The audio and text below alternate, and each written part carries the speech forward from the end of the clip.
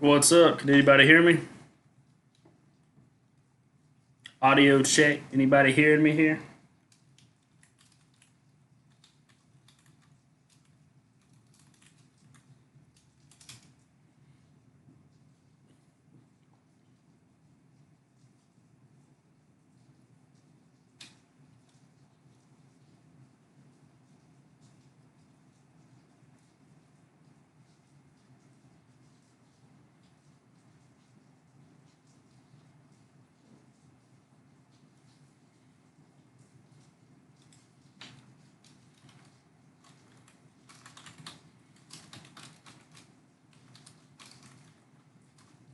I can't see myself for some reason.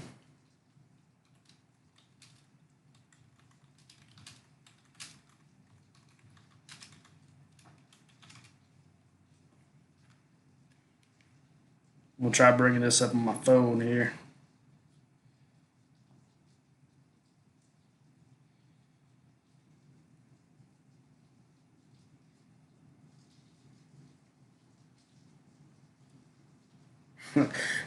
Tanner says we can see you. All right.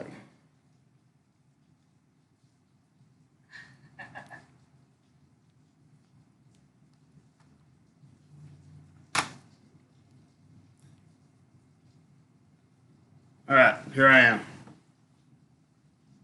Let's see here. Okie dokie. First stream.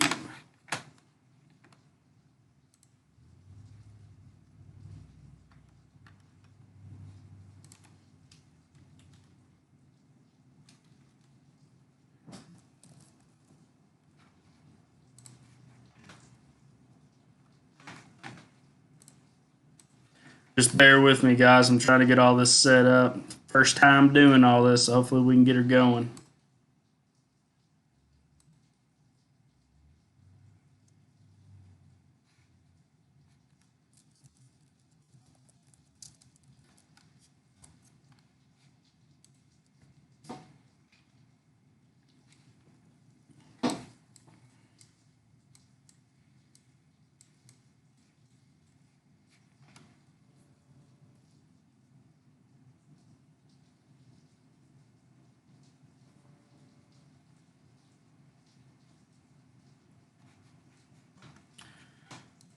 All right.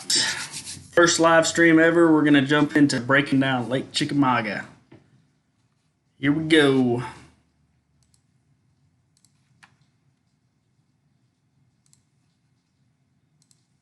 That crazy screen. Let's see here.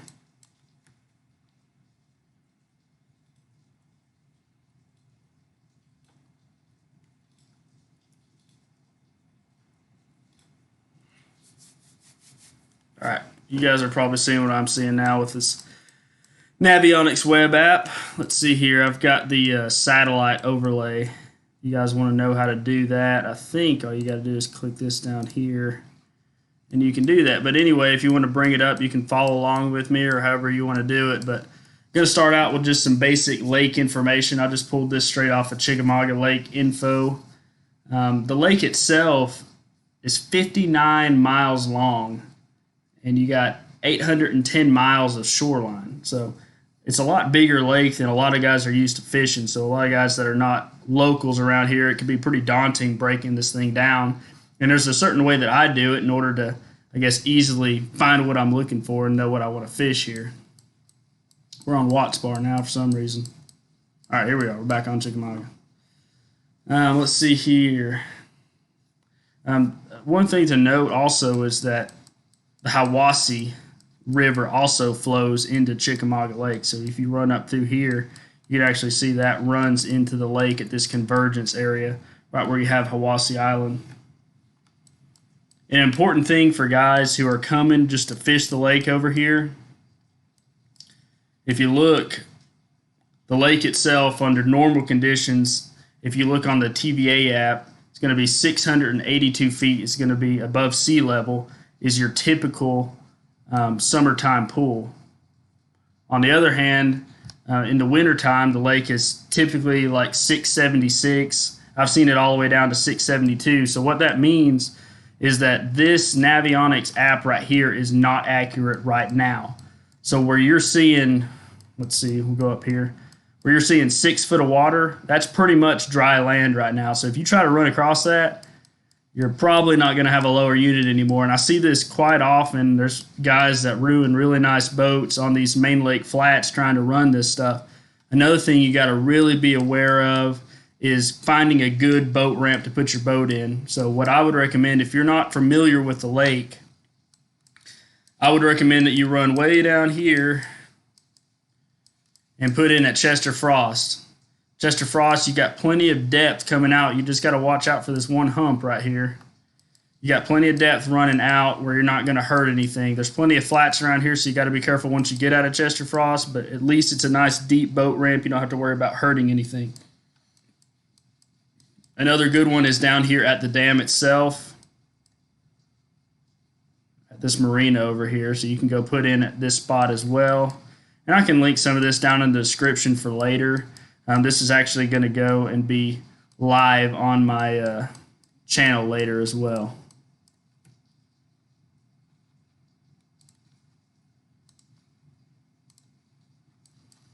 So another good boat ramp. A lot of guys put in at Dayton, but to me, until they get that work done, they're actually working on dredging that thing out at some point. Until they get that work done, to me, it's not a super safe ramp. There's plenty of good parking here, and there's plenty of depth right away in this general area.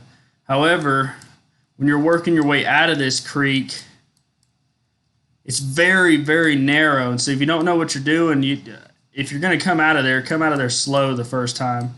Just ease on out and do that kind of thing. But another good one is Bligh's Ferry. But if I put in at Bligh's Ferry, I stay towards the west side of the lake. I've heard of guys getting stuff stolen on the east side of the lake over there. Now, one thing you got to realize about Chickamauga also is it's just a flooded river system. It's a Tennessee River reservoir. So all this channel, all this ledge fishing that we do, this is all the original river system running through here. The lake is not very deep, really. I think at the deepest point it's somewhere around 72, 73 feet. But really, in most places, the deepest you're going to find is kind of in the 40s, sometimes 50 foot of water. So it's not a very deep fishery. It's not a very clear fishery as far as being really clear water levels or anything like that. Your typical visibility on this lake is not going to exceed 5-6 feet.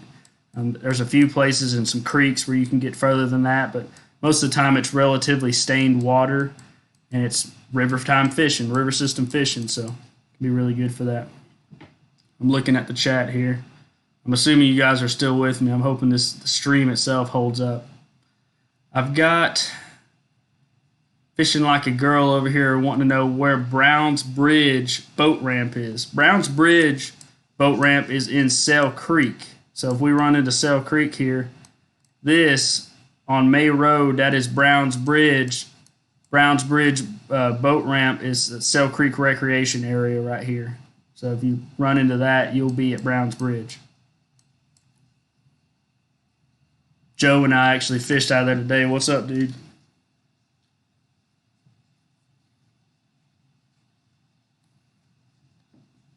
All right. So let's get into kind of some details here. Now, when I'm breaking down the lake here, Chickamauga, I do it in thirds. A lot of guys talk about fishing creeks in thirds. Well, I fish this lake as a whole, and I break it up into thirds. Now, the first third that I use for this lake, let's see here. The first third to me, or what I call the north end of the lake, is anything above Highway 60 bridge right here. You can see Hiwassee Highway, Highway 60. It is just south of the Hiwassee Island area, the refuge area. I consider anything north of that to be the north end of the lake. And anything below, if we run up here, anything below the Watts Bar Dam, I consider that to be the north end of the lake. Going further down, We run below 60 bridge, so here we are at 60 bridge again. If we keep pushing south, we're going to get to, this is Sequoia nuclear plant. A lot of people will be familiar with this, even if you're not familiar with the lake, because this is where you saw KVD and some of the guys ledge fishing these community holes down through here. This, anything north of this area and anything south of 60 bridge, I consider that to be the middle part of the lake or mid-lake. Anything from Sequoia all the way down to the Chickamauga Dam right here is what I call the south end. All right.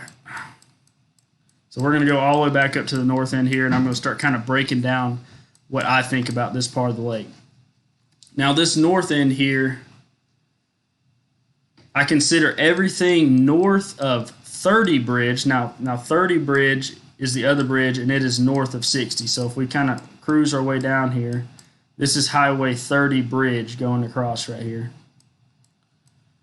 I consider anything north of that, I further break the lake up. This is all on the north end. I consider all this pretty much tail race fishing. So in other words, tail race is what you have immediately below a dam. It's usually heavy current, really swift water most of the time. So you can see here, if you look at this, it basically just, it breaks off very fast into the river channel. So you don't see a whole bunch of this main lake structure that we've been talking about as far as main lake ledges, humps, flats and things like that. We have a very abrupt break into a channel, and there's very little beyond that. It's a very narrow part of the river, and that current's just moving really fast. It's a good area if you're fishing for spotted bass or smallmouth. Can be really good for that, but you can see there's not a whole lot to fish. You can go in here and flip for largemouth in some of these pockets and things, but anything below there is pretty much void of cover.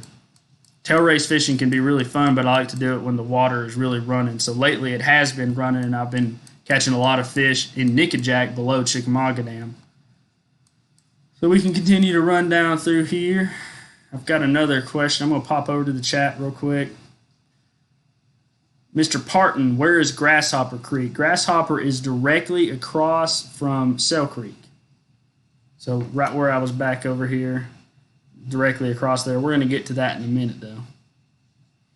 Am I going to be in Knoxville this weekend, Mr. Thompson? Yes, I'm going to be in Knoxville. I don't know if there's going to be a Bass Attitude booth going strong or not. Chris has been real busy, so I'm not sure if that's going to be happening or not, but I'm going to be there. And Heath, yes, you can use live bait on the chick. Good grief, you nut. Heath Jordan is an awesome live bait fisherman. You can check out his channel. It's Tennessee Fishing HD over there. He just posted a wicked video of him catching almost a 12-pound bass. So if y'all want to see that, that's pretty sweet. Where would you start first? March. Take us through your thought process. I'll do that in just a little bit here, Mr. Day. I'm going to break down kind of how I break up the lake first. So anything above 30 bridge, I consider that to be more of kind of tail race fishing. All right, so breaking down this upper lake again, anything below 30 and above Richland Creek. So if we keep going down here, there was 30 bridge. Move down here a little further, and then you've got Richland Creek. Richland Creek is where you have your Dayton boat ramp. That's where a lot of the tournaments come out of. I consider all this area to kind of just be river fishing. You can see we've still got a very narrow river running down through here. However, we've got tons of backwaters. So if you look around Cottonport area, we've got all these backwaters. These are plenty of areas where the fish can get out of the current. They can have a good spawn. These are areas that are going to be full of vegetation, good frogging areas and things like that. So it's a good idea to check these out in fall and winter time if you like to do a lot of grass fishing. You also got creeks running back over here. Can't remember the name of this creek. What is that? Armstrong Ferry area. There's a creek that runs back through there, but you see all these really good backwater areas. You also have another popular spot, which is Mud Creek. A lot of guys talk about going back and fishing Mud Creek. You can see there's tons of structure. You got plenty of creek channel cuts and swings right there. The highway that the fish are going to follow back into there. Let's see here.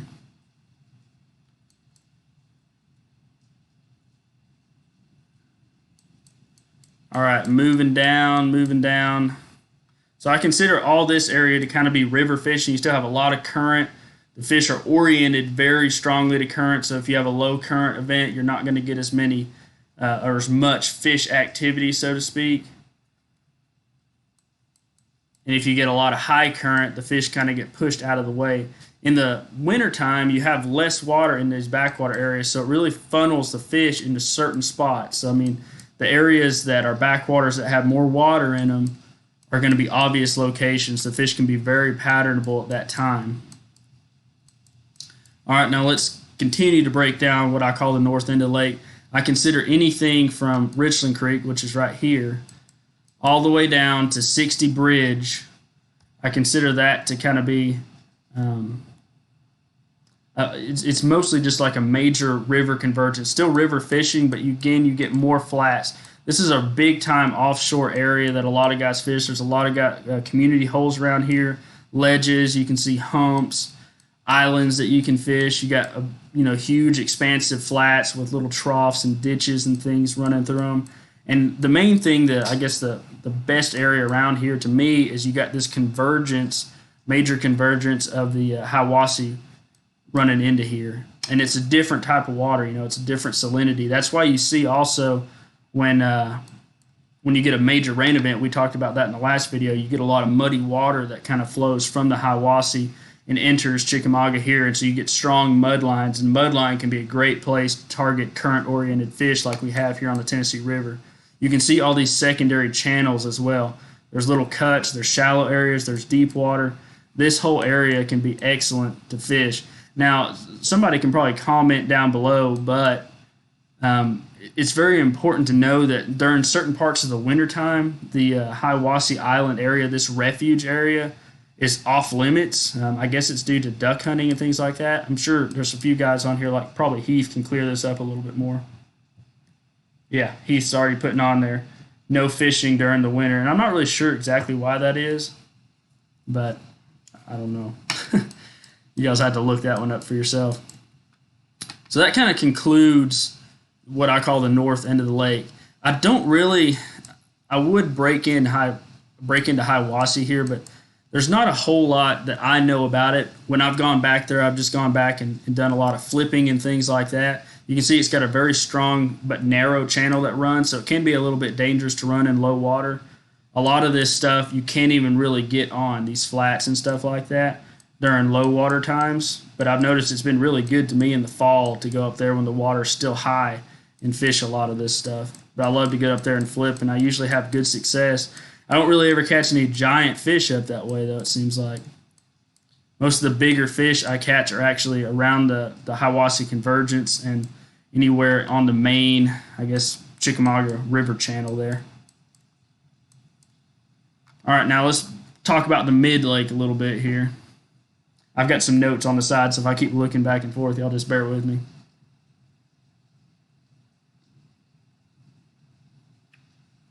Let's see here. All right, if we run down the mid-lake, I spend a whole lot of my time in this area. Anybody who watches my videos and lives around here knows that. One thing I like about this is really beyond the Hiwassee kind of convergence area, it's the first time the lake really starts to widen out. And what I mean by that is instead of just having the straight channel on both sides, we've got a channel and then we've got flooded flat areas. So we've got these big expansive flats. We've got ditches and little points of structure, to fish going across there. It's great for ledge fishing, great for shallow water fishing when the fish get up there to eat a trap, on this part of the main lake. And if you run down through here, it just continues on. You got these big humps. I've seen, Michael Neal's always out on these big humps and stuff like that. A lot of these very well-known ledge fishermen get on there. There's plenty of backwaters, plenty of areas for the fish to get out of the current and spawn.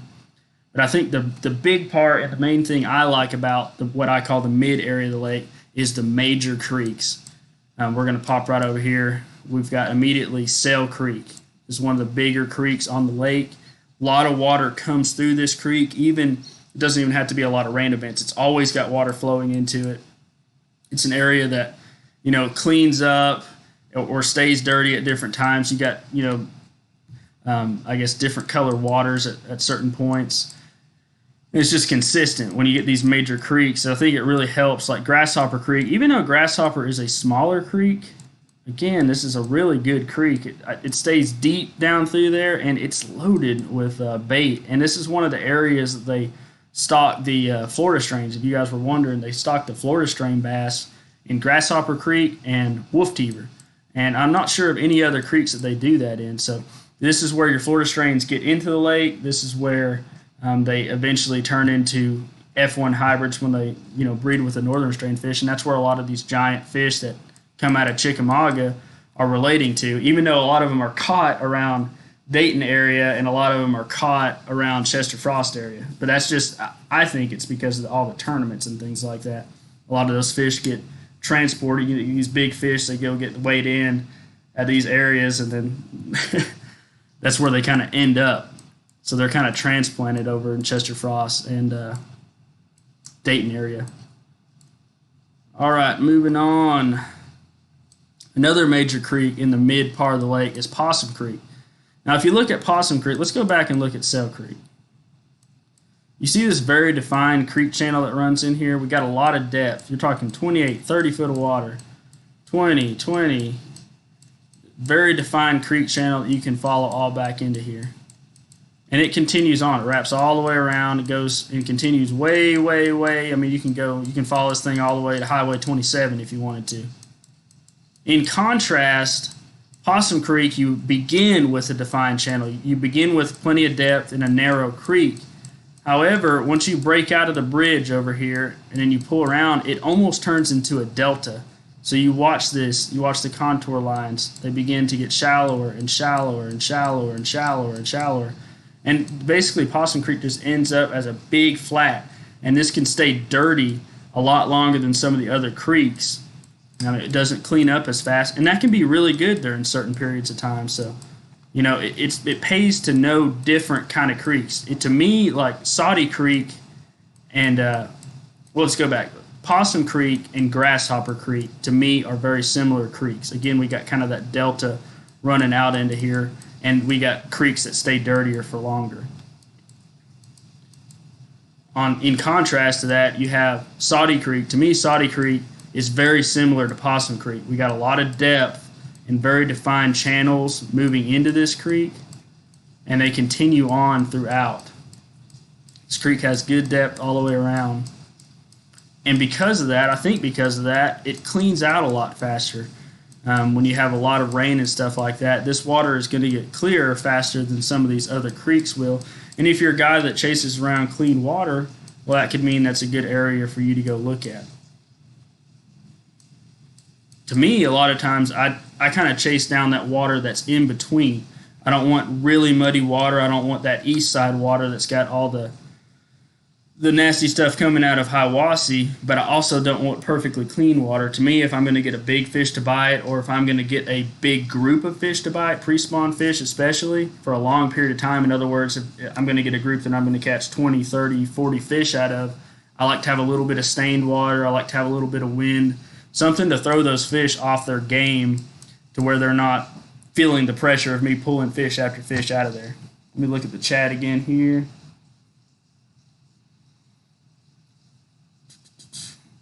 So it looks like, according to Heath, it's a migratory birds deal is why they will not allow you to fish in that area.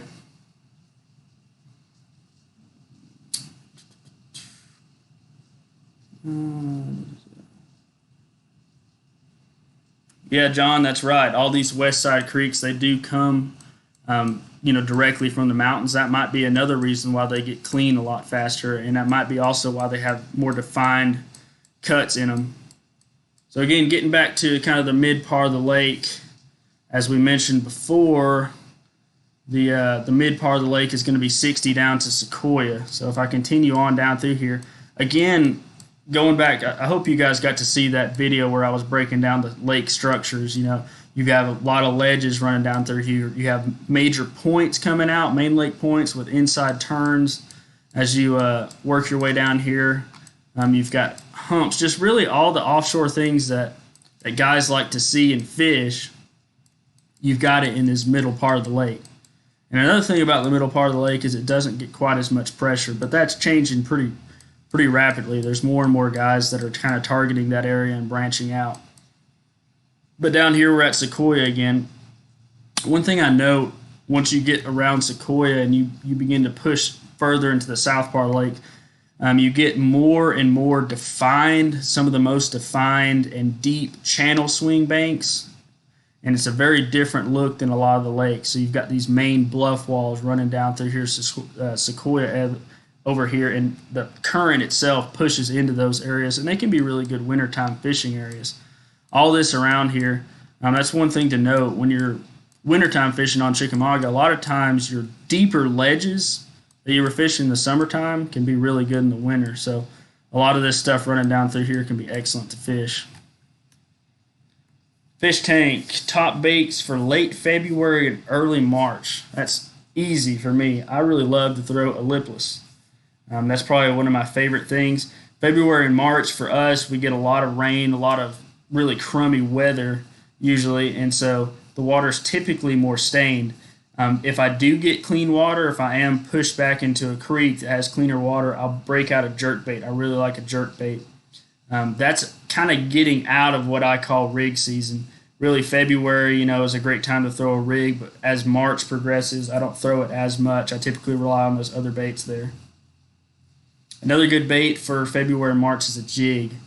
As those fish get shallow again, talking about having all these rain events, water levels fluctuating, that's a really important thing to note on Tennessee River and any river system. As the water comes up and down, and it does rise and fall quite a bit, the fish are very affected by that. They will slide up and down in the water column. February, March is a great time to pull out a jig when they pull shallow and flip and catch some good fish. It's also a good time if it's really muddy to break up that big, what we call a nighttime spinnerbait here, the big Colorado bladed spinnerbait. All right.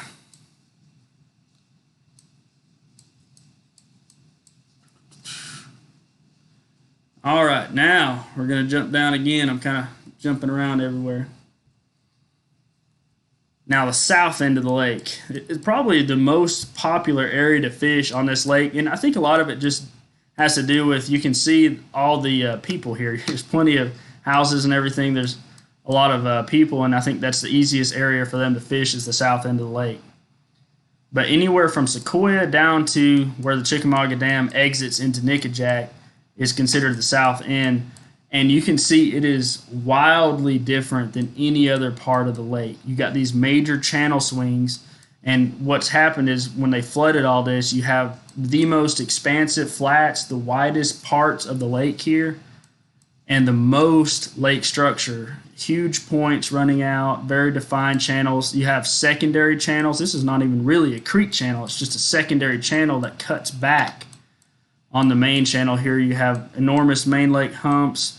A lot of guys know about Chester Frost. You get into here, very defined channels. You have humps, saddles, and things like that. There's so much to fish through here, and there's so many fish. I think probably population-wise, it's hard to beat on Chickamauga Lake the population between the mouth of Chester Frost and really this bluff wall here, kind of the Harrison Bay area. And if you look at it, it's really obvious why. You got a major Wolf-Teaver Creek. First of all, that's a place where they put the Florida strain bass. Second of all, this entire island area is just one big spawning area. A lot of times it has vegetation. It's always got good bait around it. It's a perfect place for these fish to pull up and spawn, and they get really consistent and good spawns here. And I'll tell you why. On a river system, water is fluctuating up and down, and when it fluctuates up and down, you have variances in current. When you have high water events, typically like they have been doing the last, month, it seems like they've been running over 90,000 gallons a second out of the dam down there. That can be really hard on fish when they're spawning. Typically, or especially, I should say, up in the north part of the lake where you've got a narrow channel and there's less places for those fish to get out and spawn on, it's difficult for those eggs to make it through a spawn. Whereas when you have an area like this that's very open and expansive, there's so many breaks and spots where the current is broken out to where those fish have a good chance of making sure those nests stay the way they need to stay, and they can keep the predators out of them, and the eggs have a good chance to survive and go on. And I think that's why this area is just a factory of big fish. One reason is you got the Florida strains coming in here at Wolf Teaver, and another reason is you got the major release area, because most of the big tournaments, it's about 50-50 to me. 50-50 of the big tournaments go out of Chester Frost, and then about half of them go out of Dayton area. So you've got all those release fish also.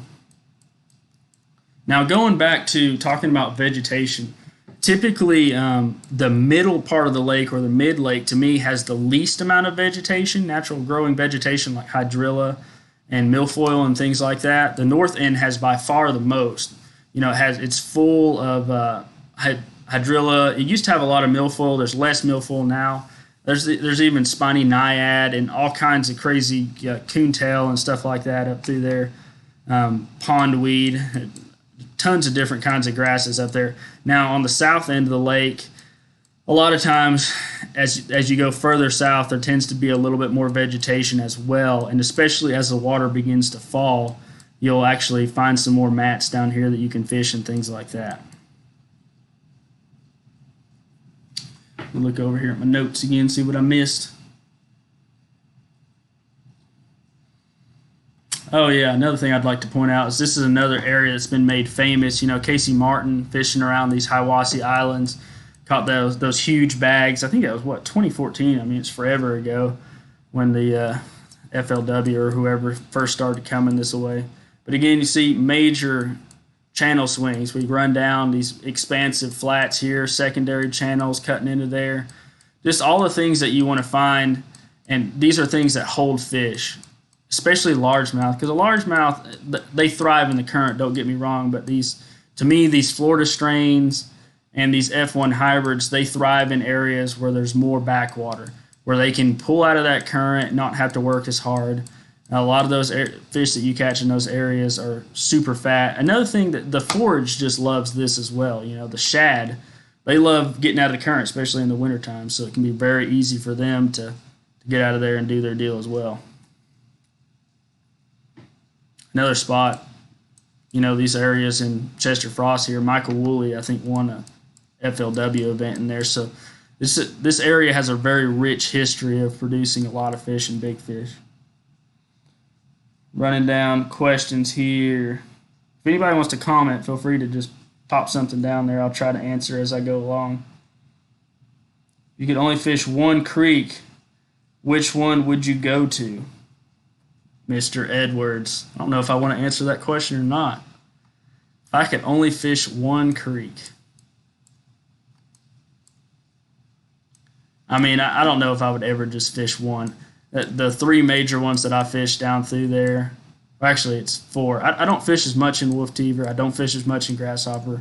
I fish a lot in Sail Creek, Opossum Creek, Saudi Creek, and Chester Frost. I consider that a creek as well. Let's see here, Mr. Parton. What line and size do you use for your jerk baits? That's a really good question. Now, when you're talking about jerkbait fishing, you're talking about the dead of winter a lot of times. And I also jerkbait fish a lot in the summer and in the fall.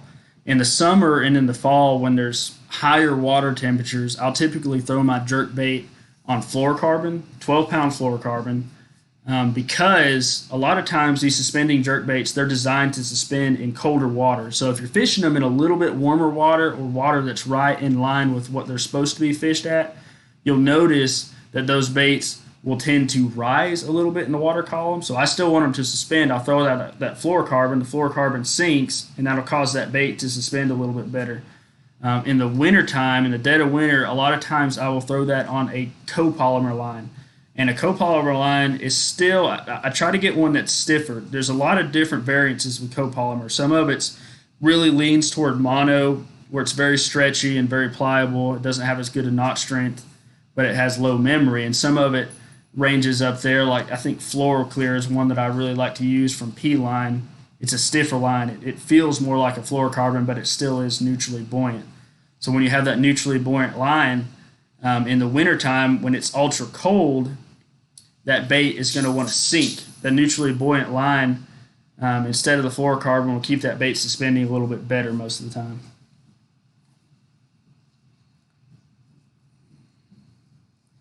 Andrew, where do I start to look for bait? Most of the time when I'm looking for bait in the wintertime, you're going to find it at the mouths of major creeks. So let's say Saudi right here, the mouth of a major creek, and then the first third going back.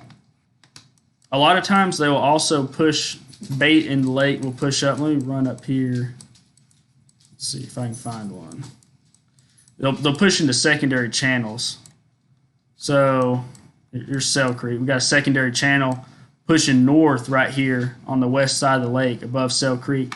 A lot of times the bait will push up into those, and what happens is the current is running down. It's running from the north to the south, and it'll run. If it's really fast current, it'll run and it'll actually push reverse. So you'll have reverse current running into those secondary channels there, and it'll push bait up into them. It's a very common thing that happens in the wintertime. But yeah, in the wintertime, I'm typically looking where a creek channel meets the main lake. I'm looking at the mouth of the creek itself. I'm looking at secondary channels, and I'm looking about the first third into the creek. Another important thing to think about when you see all this bait, it can be overwhelming on this lake and a lot of lakes because there's so much bait. These fish have so much food. A lot of guys think, well, if you find the bait, you find the fish. Well, yeah, in one way that's true, but the thing is, you might find a stretch that's 500, 600 yards long of bait, and there's very few points of fish. So what I like to do, a lot of times that bait will suspend out in the creek channel itself. When I look at that bait out there, I'll look from immediately to what is the structure that fish should be on. So let's go over here to Saudi again. Say I'm idling through here, right? Idling this creek channel, and I get to this point and I see, wow, there's just tons of bait from here, from this buoy to this buoy over here, just tons of bait in there. Well, is a largemouth going to be sitting out there suspended chasing that bait? Sometimes they'll do that, but they're an ambush predator, right? So more than likely in the wintertime, they're going to be on the immediate structure. So they're going to be where this little ditch comes out and meets that point. They're going to be there. They're going to be in an inside turn. They're going to be in some of these hard water or hard bottom areas, I should say, waiting for that bait to come to them because, we just saw 500 yards straight of bait. There's a chance that during some part of the day that bait's going to mess up and push in there close enough to those bass, and they're going to grab an easy meal and stay put. You got to remember, it's not like summertime fishing. In the wintertime, these fish, they don't have to eat near as much to maintain their body weight or anything. So they have narrow feeding windows. A lot of times in the winter, it can be first thing in the morning, it can be middle of the afternoon, or it can be in the evening. I find a lot of times that it's in the morning when they'll actually do their feeding, and then they're just inactive the rest of the day. Do I have a favorite jerkbait? Yeah, I like throwing the megabass jerkbaits. If you look at my videos, you'll see me throw those, I guess, more than other jerkbaits, but really, it's like anything. I want to have a very big variety of it because a lot of guys catch fish on all kinds of different baits. So I like to have a lot in my box, and it seems like they'll come off of one pattern and get onto another one. So it pays to have plenty. I really got into them good with a 6 cents provoke jerkbait earlier in the year, and I caught quite a few fish on the old Excalibur. It almost looks like one of the old Rogue jerkbaits. That's one of my favorite really cold wintertime baits, but you have to find them on eBay. You can't even get them anymore.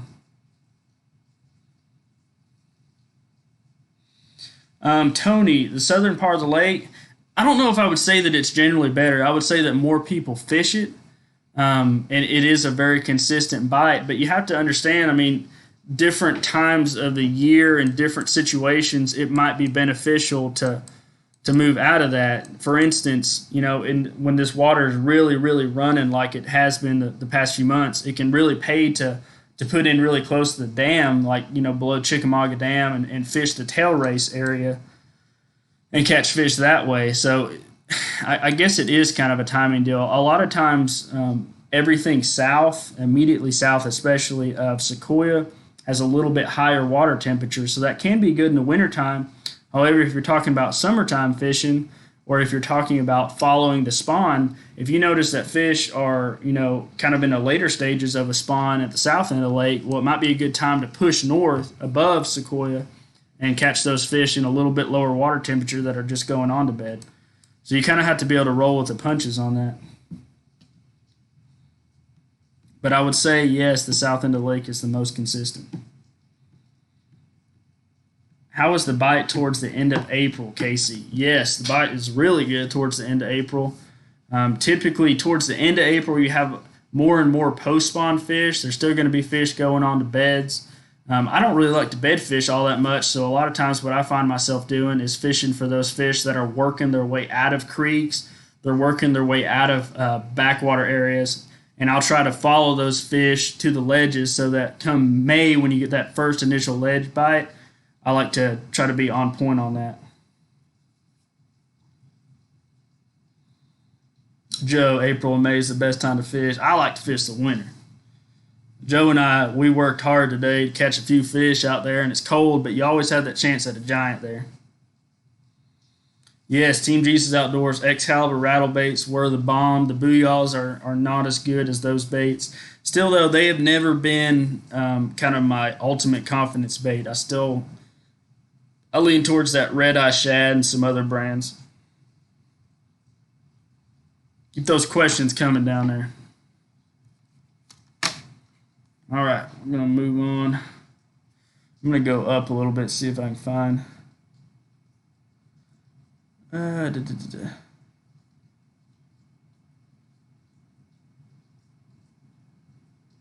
Thank you, Heath. Yeah, guys, if you get on your social media and you press share the live stream so that more people would hop on, that'd be great.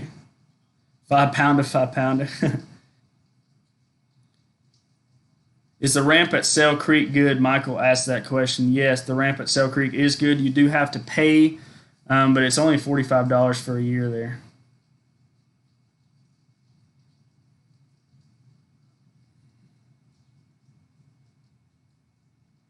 BA Fishing asked what day I'm going to the fishing show. I'm going to be there Saturday and Sunday. All right, Kevin Day asked earlier, let's see here, the first part of March, where do I start the first part of March? If I'm fishing March, typically, I made some videos last year. You guys go back in there, and if you look at I've got a playlist, Chickamauga early pre-spawn fishing. When you're talking about fishing early pre-spawn, in a shallow fishing lake like this lake fish is shallower than most lakes. Those fish are going to want to, especially big fish, they're going to want to push shallow sooner than other fish will. So in February even, you might be catching fish in 4-6 foot of water. If you have a front roll through, I still say they're probably going to be sub 10 foot. So again, you're coming out of the winter, so you're going to have to follow these fish back. They're going to be oriented to a secondary channel. They're going to be oriented to a creek mouth. And then you got to think, well, where are they going to go from there? Well, if they're going into the creek, a lot of fish go back into creeks to spawn. They're going to follow the main creek channel, and they're going to stop at stopping points. A stopping point is typically a secondary point when you're running down through here. So if you follow these fish back in, if I'm talking about March fishing, I'm going to start pushing into those creeks. Now, one thing that's interesting about spring fishing or pre-spawn fishing versus fishing in the fall, you're following the shad back in there, back into the creek. However, in the springtime, you're not really following shad. A lot of times the shad or the bait will stay around that mouth of the creek, and the fish themselves will just begin to migrate. And you have to understand, they have plenty to eat back there, because this is the same time the crappie, they're migrating back to spawn. The perch typically are already in spawning mode because they spawn sooner than other fish. You got bluegill getting ready to go back there and start staging to spawn. So a lot of a lot of prey species that these predators are going to be eating are already pushing back into the creeks. A lot of the adolescent bluegill have been in the creeks all winter long. It's what the perch and crappie that are in the creeks typically eat. So as these fish, they'll push back. You kind of have to get away from trying to find the shad in March. And so I'll push back. I'll fish these stopping points. Typically, 1st of March, to me, I'm thinking the second third of creeks. Sometimes they'll be back in the back third. When we're talking about the thirds of the creek, so say you got a major creek here. Here's Yeah, Saudi Creek. You break it into thirds.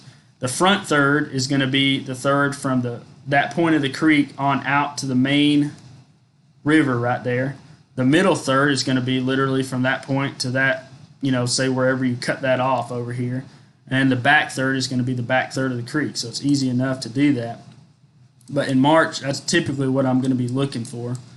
I also, in March, I'll push up onto main lake flats, following secondary channels and troughs and ditches, and I'll do the same thing. You can actually break up a main lake flat the same way. So you have this beginning of a secondary channel. The first third of that will run up into the flat. You can break up the middle third of the flat, and then the final third where you think the fish are going to end up spawning. Or a lot of times there's pockets like this, but however you want to do it. But you can push up there and you can follow those fish. That's the name of the game in March. To me, is what I'm thinking in March is I need to fish fast. I need to really cover a lot of water, and that'll help me to. Oh, messed up my light here. I need to fish fast. I need to cover a lot of water because those groups of fish will be moving a lot day to day. What's the best tactic to fish those secondary points, deep to shallow or vice versa? Typically, I will actually fish those. You're right. I will sit in deep water and I will throw shallow most of the time. Because again, in March, we're talking about fishing extremely shallow water. Literally, sometimes you cannot get shallow enough. So if you get up there and you try to get on that flat or on that point and throw off of it, most likely you're going to be sitting right on top of those fish's heads. I've had multiple days where I've been catching fish in inches of water pretty much during that part of the year. Let's see here. What part of the lake do you classify as Saudi Creek? This is the middle part of the lake. We're going to have, there's Opossum Creek. When you run down, there's Saudi Creek and there's Saudi Lake. The best way to know that you're in Saudi Creek or Saudi Lake area is you've got Highway 27 actually cuts across the middle of the rear flat there. This is Highway 27 running across there. It's got a culvert. So if you see this, you know that you're in Saudi Creek. It's also got a huge marina right here. You can go, eat at Steve's Landing or whatnot. Let's see here. Flipping the jig on deep rock banks in the 1st of February would be wise to get away from the crowds in a bigger tournament. Mr. Keel, Patrick, that is a good idea. When you're talking about fishing a major tournament on this lake, the thing is, a lot of times there's that time of the year, everyone wants to fish Chickamauga. So there's going to be a lot of guys going out there. There's going to be a lot of guys on the water besides the guys you're fishing against in the tournament. So it can pay to do something different. Deep rock banks, though, it's hard to say. I'll admit that I have caught them really good on deeper rock banks in the early part of the year and in February. However, I notice a lot of times that the transitions of those rock banks can be good. In other words, hit the highlights is what I'm trying to say. Hit the transitions where that, say here, got a bluff wall right here in Saudi Creek, where it transitions into this cove where that rock runs out. That's a good spot. Or when you're talking about the rock running out into this, so the bluff wall running out into this pocket, that's a good spot. Bluff walls that are on secondary channels. Let me go back over here. There's some on like the like these. There's a secondary channel. You got the main channel swing here, where that runs over these secondary channel bluff areas can be good that time of the year. But it pays to do something different. However, it also can pay big dividends to do something similar to what everyone else is doing. So if everybody's catching them on main lake flats, well, by all means, go fish a main lake flat, but go in there and fish it a little different than the other guy. That can mean using baits that other guys don't typically use, like a different brand rattle bait, or I'll go get some crazy colors sometimes and use them that way. So doing things like that, being different, can pay huge dividends. Even if you're flipping a jig, you might experiment with different types of jigs or downsize.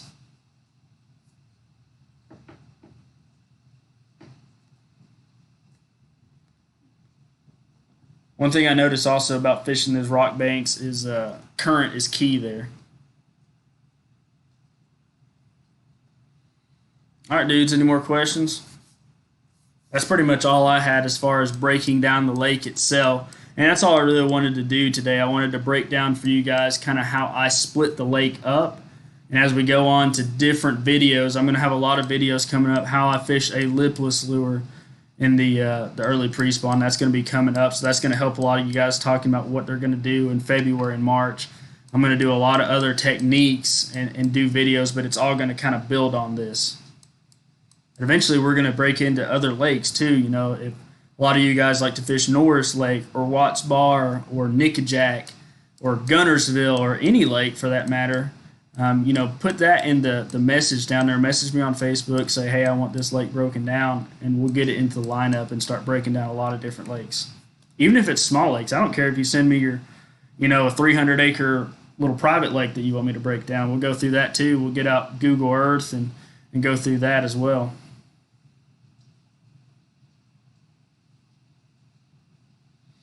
Let's see here. Mike says, how busy is the lake in March? Is it worth getting up early to fish? Definitely worth getting up early to fish. The lake is extremely busy in March, so the sooner you get out there. To me, when I'm fishing early pre-spawn, when I'm fishing wintertime, I'm a grinder. I get out there and it's like, if I can, daylight till dark, I'll beat the water to death, because I can't tell you how many times, again, we were talking about those narrow bite windows. If you're not out on the water 3 or 4 days a week, it's hard to know exactly when those bite windows are. So the best way to fight against that is to get out there and literally grind it out.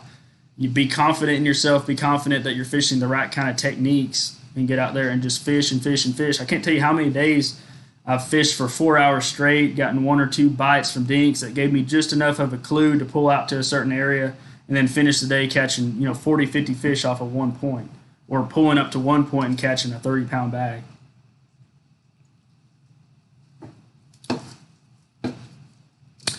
Let's see here. Mike, do I have a top 3 baits to cover water on Chickamauga? Yeah. If I'm covering water on the lake, I'm thinking it depends on the situation. So I'm assuming we're talking colder months. So when we're talking colder months, if I'm wanting to cover water, a rig, you can cover a ton of water with a rig. Even though it's not my favorite technique, it's undeniable, especially if those fish are looking up and they're in kind of that mid-depth range. It's undeniable that rig is really good. You can cast after cast after cast and move that thing relatively quickly and cover water. Another one is some kind of a crankbait, whether it's a lipless or a mid-diving bait or a square bill.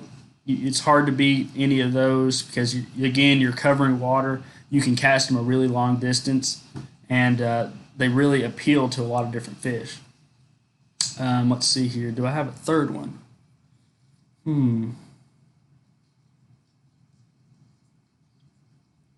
Yeah, I think that's about it. A jerkbait, depending on the time, you can cover a lot of water with the jerkbait too. But yeah, when you're talking about the crankbaits, I mean, that's 2 or 3 right there. A square bill or a mid-range crank or a lipless. Something like that's really good. A spinnerbait can be great for covering water too. I'm not a big chatterbait guy. But yeah, spinnerbait can be great in the early pre-spawn wintertime. Let's see here. Melvin asked, what jig trailer do I use in the wintertime months? That is an awesome question. I really like a finesse trailer. I like a Zoom Ultravibe Speed Crawl. I like a double-tailed grub, and I like a single-tailed grub. A grub by itself is an awesome bait in the wintertime. I'm not a big Ned rig guy, but I will pull out a smoky grub and get after him. Is there any way to contact me besides Facebook? Yes, you can get on Instagram. You can message me. I think there's a way on the community tab you could message me directly on my YouTube channel. But Instagram, Facebook, those are pretty much the only ways. Eventually I might have a P.O. box or something. What I'll end up doing is creating a special email for the channel, and it'll be specifically so you guys can ask me questions and suggest lakes or things that I can break down, because I really want to break down some other stuff and talk about other things besides just the Tennessee River. I know a lot of you guys love that, but I like fishing these deep clear fisheries. I like fishing these smaller bodies of water, and it's fun to me to think about it and break it all down. Let's see here. How is the fishing in late May? Do the fish go deep, or can you get big bites up shallow? Typically in May, for me, I get a lot of big bites up shallow, like sub 10 foot. However, that's when the ledge bite kicks up. In May, you also kind of get the shad spawn is kicking up and stuff. So, I mean, you can catch fish ultra shallow on that shad spawn deal. But a lot of guys, I mean, if you love to catch ledge fish and you want to come to Chickamauga to catch ledge fish, get out here early because guys are going to beat it to death. So, if you want to ledge fish, go ahead and get out of your system. You know, fish the shad spawn early and then jump out there and fish some ledges. Lost in the winter sometimes, just thinking of a way to get away from the crowds and a bunch of boats. Oh yeah, Mike, that cranking video from 2018. I've got a lot of them, and I've got several videos that I never did post. But yeah, it's a blast. Are ledges in play in March, or is that later in the year? Well, that depends. You know, a ledge, like what we think of summertime ledge fishing, like these heavy-duty breaks right here into the main river channel, those don't really play as much. However, you can have a more subtle break that's, you know, on a flat into a secondary channel that can play really good. Here's one right here. That would be a subtle break or a ledge. Some of these ledges that are inside the creeks themselves can be good in March. Typically in March, though, it's very rare for me to be fishing more than 10, 12 foot of water. Have I ever fished Tim's Ford? I have not. Heath is out there. He's saying March is amazing. Yeah, Heath caught almost a 40-pound bag on shad last year during March. Joe says he'll headbutt me out of the boat if I tie on a Ned rig. He tried to headbutt me today and push me out of the boat. Joe and I caught about 20 fish earlier, but we could not get any size to save our lives. Yep, Heath, you're right. March is pre-spawn. Would I consider guiding? I have thought about it. Honestly, it's a lot of hassle, and I would never want to do it illegally. So I would want to get my license and do it right if I ever did. To me, I have a lot of confidence in the local guides that are already here. If you want to get out on the water and you want somebody to really show you what's going on, the south end of the lake, I definitely recommend Chris Height. He's a hammer out through that direction. He fishes a lot of the south to the middle part of the lake. So if you want to get out there, he's excellent for learning electronics too. Or if it gets brutal and you just want to do like a float and fly trip, he's got some places he can take you and you can do some finesse type stuff and catch some giant fish.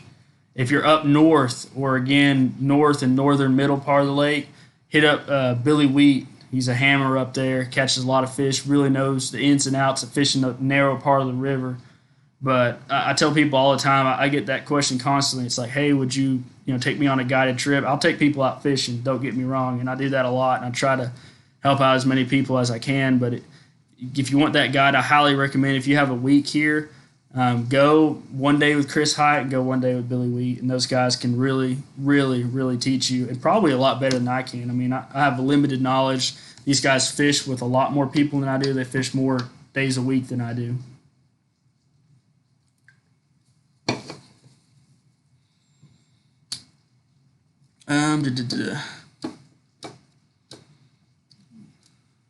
What about October fishing? Man, October can be tough. September is probably, to me, September can be one of the toughest months to fish around here. It's just the fish get really finicky.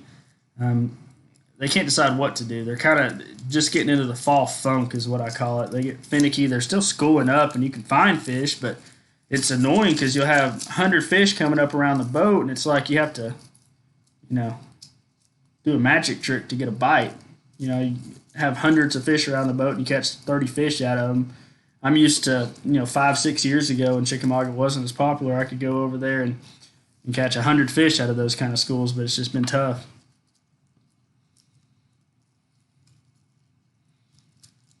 When does the shad spawn start and end on chick? That's a really tough question. It varies so much year to year, and again, it has to do with the weather. It has to do with the water fluctuations up and down. It seems like May is when I see more of it, but it can run. I've seen it as early as the third week of April. I've seen it as late as the third week of May, and a lot of times it'll run in different parts of the lake for a month at a time, really. Any more questions, guys? We're about to start wrapping it up pretty soon.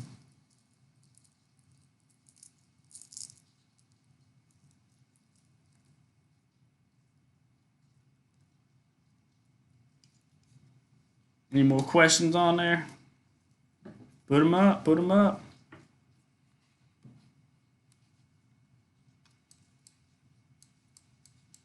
Any video suggestions you'd like to see coming up? I'd be curious to know that. What kind of videos do you want to see? Ooh, Robert says, where would I target smallmouth? Man, if I'm going to target me some smallmouth, I'm going to be up in the tail race, way up towards the north part of the lake. Or I'm going to be below Chickamauga Dam, fish down there for smallmouth. I'll tell you, I'm gonna throw y'all a bone, all right?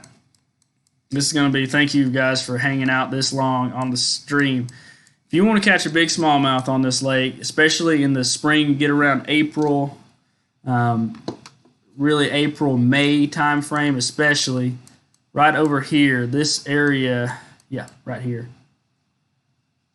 Bluff wall going up. It's just below Sail Creek area. This is Big Slough is Camp Vesper Point.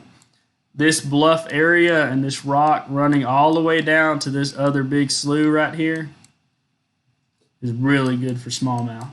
You can flip a tube down through there. You can small body crank it. That can be really good.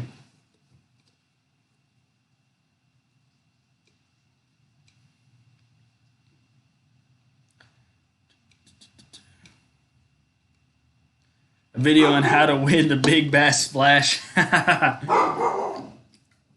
I'd like to see a video of me winning the big bass splash. I'm going to be fishing it this year, so we'll see what's up. But yeah, I mean, it's big bass splash. That's going to be in May, so a lot of that's going to be ledge fishing and stuff. But anyway, the dog is barking, guys. My family's getting back from church here, so I'm going to wrap it up. I hope y'all enjoyed it. As always, make sure you share the video around, subscribe to the channel, and I'll catch y'all on the next one.